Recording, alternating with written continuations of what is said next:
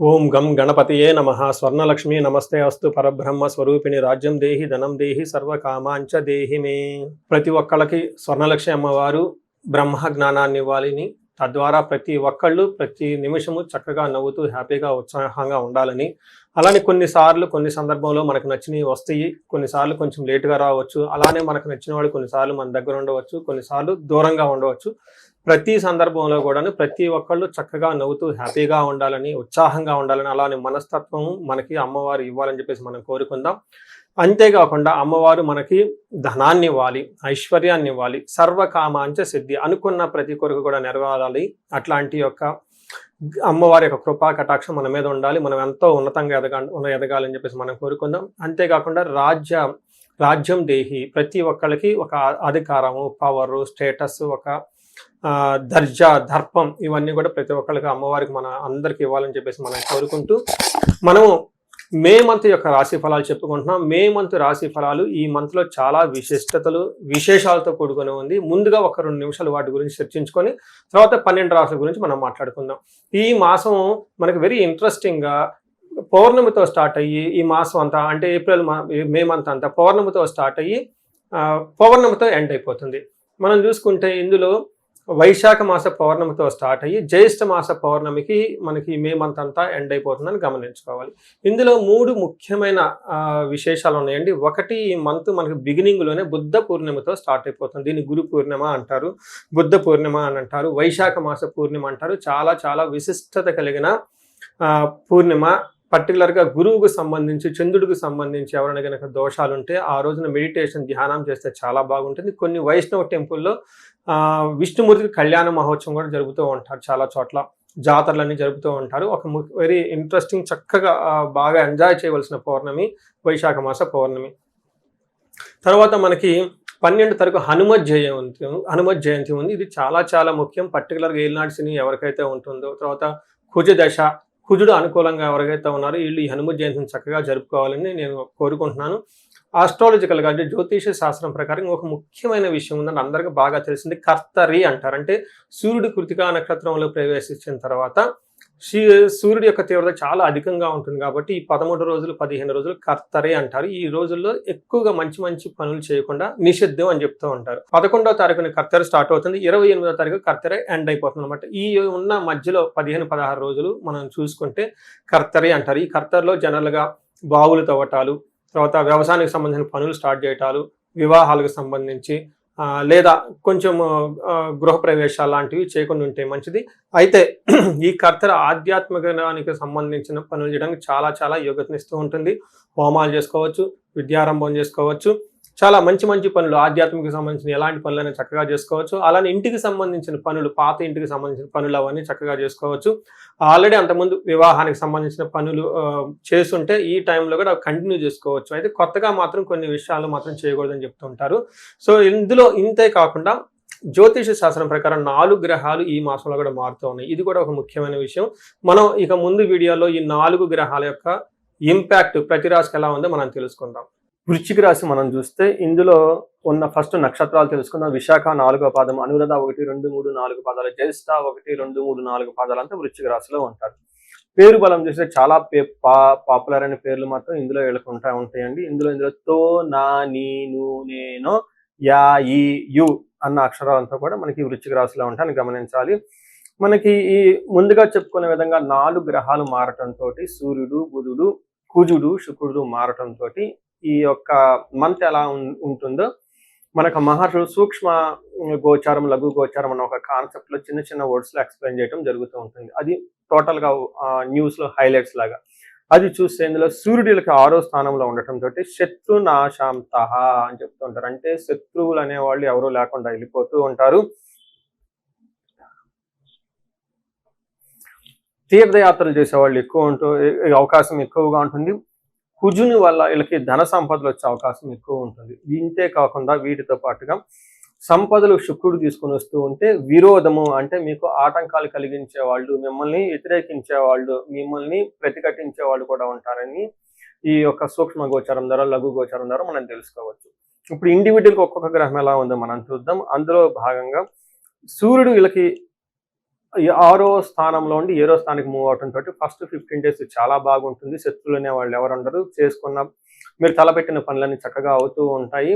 ఎక్కడ గూడా ఒక చిన్న రిమార్క్ రాకుండా వర్క్ అంతా ముందుకెళ్ళిపోతూ ఉంటుంది. అయితే 15వ తారీఖు సూర్యుడు మారటంతోటి ఒక 30 డేస్ మీకు సామంత జన విద్వేష ధారాపీడ సుతామయం ఉత్సాహ భంగకారిణి గోచారస్తే సప్తమే రవి అని చెప్తారు. అంటే దాని మీనింగ్ ఏంటి? సామంత జన విద్వేష మీ కింద పనిచేసే వాళ్ళు ఎవరున్నా ఎంప్లాయీస్ లేదంటే సబార్డినేట్స్ ఉంటే మిమ్మల్ని ద్వేషించి మీ మీద నెగిటివ్ కంప్లైంట్స్ పెట్టే అవకాశం ఉంటుంది. ధారాపీడ సుధామయం, ఇందులో ఏం చెప్తారు? భార్య కొంచెం హెల్త్ బాగా ఉండకపోవచ్చు. అంతేకాకుండా సంతానానికి అనారోగ్యము అవకాశం ఉంటుంది. అయితే ఉత్సాహ భంగకారణి, ఇది చాలా ఇంపార్టెంట్ మాట అండి. అంటే మీరు చాలా ఎనర్జెటిక్గా ఒక మంచి ప్లాన్ తీసుకొచ్చేసి దీన్ని ఎగ్జిక్యూట్ చేద్దాము, ముందుకెళ్ళిపోదాము అని మీరు కనుక ఒక ప్రపోజల్ చేస్తే దాన్ని వాళ్ళు క్రాష్ చేసి పక్కనేసే అవకాశం ఎక్కువగా ఉంటుంది. అంటే మీ ఎనర్జీకి వేరే వాళ్ళ ఎనర్జీ మ్యాచ్ అవ్వదు. దాంతో మిస్లీడింగ్ అంటే మిస్కమ్యూనికేషన్స్ వచ్చే అవకాశం ఎక్కువ ఉంటుందని గమనించుకోవాలి. అయితే శుక్రుడు 7వ స్థానంలో ఉండి ఫస్ట్ హౌస్ని దృష్టి పెట్టడంతో కొంచెం హెల్త్ టైర్డ్నెస్గా ఉండటం, డీహైడ్రేషన్ అవ్వటం, గ్యాస్ట్రైటిస్ వచ్చే ప్రాబ్లం ఉంటుందని గమనించాలి. అయితే సూర్యుడు మనకి చాలా విషయాల్లో చక్కగా ఉన్నా కానీ కొన్ని విషయాల్లో మీకు ఆటంకాలు కలిగిస్తూ ఉన్నా, బట్ కుజుడు చక్కగా 6వ స్థానంలో ఉండటం మంచి ఉపయోగం ప్రకారంగా చాలా యూజ్ఫుల్గా ఉండే అవకాశం ఉంటుంది. దీంట్లో ఏ విధంగా అని గమనిస్తే కుజుడు 6వ స్థానంలో ఉంటే వస్త్రలాభో ధాన్యలాభో ధనలాభో యథాస్తథ మనోల్లాసో ధర్మసిద్ధి షష్టమస్తే భవేత్ కుజ అంటారు. అంటే 6వ స్థానంలో కుజుడు ఉండటం వల్ల చక్కగా వస్త్రలాభం ఉంటుంది. ధాన్య లాభం, అగ్రికల్చరల్ ఎవరైతే కనుక రైతులు ఉంటే వాళ్ళకి బాగా కలిసి వస్తుంది. ధనలాభంగా అంటారు. మనసంతా ఉల్లాసంగా ఉంటే ధర్మసిద్ధి, మంచి మంచి పనులు చేయాలనిపిస్తూ ఉంటుంది. అంటే ఇక్కడ కుజుడు చక్కగా మంచి సపోర్ట్ ఇస్తూ ఉన్నారు. అయితే కుజుడు కూడాను వీళ్ళకి హెల్త్ రిలేటెడ్ కాంప్లికేషన్ తీసుకొచ్చే అవకాశం ఉంటుంది. పర్టికులర్గా భార్యాభర్తల మధ్య చిన్న చిన్న గొడవలు కూడా వచ్చే అవకాశం ఉంటుందని గమనించాలి. అంటే ఏ ప్రకారంగా చూసుకున్నా సూర్యుడు కానీ కుజుడు కానీ మంచి సపోర్ట్ ఇస్తూ ఉన్నారు. అయితే హెల్త్ విషయంలో కొంచెం ఆటంకాలు కలిగించే అవకాశాలు ఉన్నాయని తెలుసుకోవాలి. దీనితో పాటు మనకి శుక్రుడు వీళ్ళకి 8వ స్థానంలో ఉండటంతో 8వ స్థానంలో శుక్రుడు ఉండటం చాలా మంచిగా కలిసి వస్తుంది. దుఃఖానాశాంత మహాశౌక్యం బంధుమిత్ర సమాగమ రాజదర్శనం అర్ధప్రాప్తి రాష్ట్రమస్తే భృగునందనే అని చెప్తారు. అంటే 6వ ఇంట్లో కనుక శుక్రుడు ఉంటే దుఃఖనాశ అంటే మీకు ఇప్పటిదాకా ఏదైనా విషయంలో పడుతూ ఉంటే అదంతా పోయే అవకాశం ఉంటుంది. మహాసౌఖ్యం, మంచి కంఫర్టబుల్గా ఉంటారు. బంధుమిత్ర సమాగం, బంధువులతోటి మిత్రులతోటి చక్కగా కలిసి పార్టీల్లో ఫంక్షన్లో పార్టిసిపేట్ చేసే అవకాశం ఉంటుంది. రాజదర్శనం అర్ధప్రాప్తి అంటే పై అఫీషియల్ని కలవటము, మీకు కావాల్సిన ఏదైనా ప్రపోజల్స్ వాళ్ళతో చెప్పుకోవటం, వాళ్ళకి మీకు అనుకూలంగా ప్రవర్తించే అవకాశం ఎక్కువగా ఉంటుంది. అర్ధప్రాప్తి, ధనం కూడా వస్తుంది. సో చూసారు కదండి. అంతేకాకుండా టయానికి మంచి ఫుడ్ తింటూ చక్కగా యాక్టివ్గా ఎనర్జిక్గా ఉంటారని చెప్పేసి చెప్పొచ్చు. వీటితో పాటు మనం నక్షత్రం ప్రకారం కూడా మనం తెలుసుకోవచ్చు ఎలా ఉంటుందో. గ్రహాలు నక్షత్రాల మీద ప్రయాణం చేస్తున్నప్పుడు కొన్ని నక్షత్రాలకు ఏ విధంగా ఉంటుందో అంగగోచారం అనే కాన్సెప్ట్ ద్వారా మనకి మహర్షులు వివరించడం జరిగింది. అందులో భాగంగా విశాఖ నక్షత్రం వారికి రాజ్యలాభము, వస్త్రలాభము అని చూపిస్తుంది. అంటే మీకు ప్రమోషన్స్ వచ్చే అవకాశం ఉంటుంది. అలానే షాపింగ్స్కి వెళ్ళే అవకాశం ఉంటుంది. దీనితో పాటు దరిద్రము, ధనహీనత, ఫైనాన్షియల్గా బాగా ఇబ్బందులు పడే అవకాశం ఉంటుంది. అనురాధ నక్షత్రం వారికి బంధనము, రాజ్యలాభము, ధన జయము చూపిస్తుంది. అంటే వీళ్ళకి ఖచ్చితంగా ప్రమోషన్ వస్తుంది, జయప్రదంగా ఉంటారు. అయితే వీళ్ళకి ధన ప్రాప్తి కూడా చక్కగా ఉంటుంది. అయితే ఒక్క విషయంలో కేర్ఫుల్గా ఉండాలి. వీళ్ళకి రోగము, బంధనము చూపిస్తూ ఉంటుంది. ఇక్కడ రోగం అంటే హెల్త్ అందరికీ తెలిసింది. అయితే ఇక్కడ బంధనం అంటే ఏంటంటే చాలా మందికి ఎన్ఆర్ఐలు ఉంటారు. వాళ్ళు ఇండియా వచ్చేద్దామా, అక్కడే జాబ్లో వచ్చేద్దామా, లేదంటే అక్కడ జాబ్లో మేము ఆల్రెడీ ఒక జాబ్లో ఉన్నాము, ఇంకో జాబ్ మారాలనుకుంటున్నారు, జాబ్ సరిగా లేదు, అసలు మనకి జాబ్ సరిగా లేదు కాబట్టి ఆల్టర్నేట్గా బిజినెస్ చేద్దాం, ఇలా రకరకాల థాట్స్తో ఎక్కువగా కన్ఫ్యూజన్లు అయ్యే ఉండే అవకాశం ఉంటుంది. అది కొంచెం సబ్జెక్ట్ మ్యాటర్స్ ఎక్స్పర్ట్ తీసుకోవటం, ఒకసారి మీ హారోస్కోప్ చెక్ చేయించుకొని మీ హారోస్కోప్కి తగిన విధంగా ఎలా ఉంటుందో చూపించుకోవడం చాలా ఇంపార్టెంట్. ఈ రాశి వాళ్ళకి, వృశ్చిక రాశి వాళ్ళకి మీరు గమనిస్తే అష్టమంలో గురువు ఉండటం వల్ల కొంచెం ఉద్యోగంలో ఇబ్బందులు పడుతూ ఉన్నారు చాలా మంది. ఒకసారి ఇండివిజువల్గా మీ హారోస్కోప్ చెక్ చేసుకొని ఆ హారోస్కోప్ ద్వారా ఏముంది మీ హారోస్కోప్లో అని తెలుసుకొని తద్వారా ముందుకెళ్తే చాలా బాగుంటుంది. అలాగే అనురాధ నక్షత్రం వాళ్ళకి బంధనము, రాజ్యలాభము, జయము, ధన ప్రాప్తి కూడా ఉంది, చక్కగా బాగుంటుంది.